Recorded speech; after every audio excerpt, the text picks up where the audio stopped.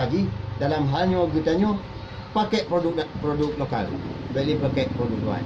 Yang banyak kunyit pak kecil ada bah asli punya barang, aslang punya bari. Terima kasih. Assalamualaikum warahmatullahi wabarakatuh.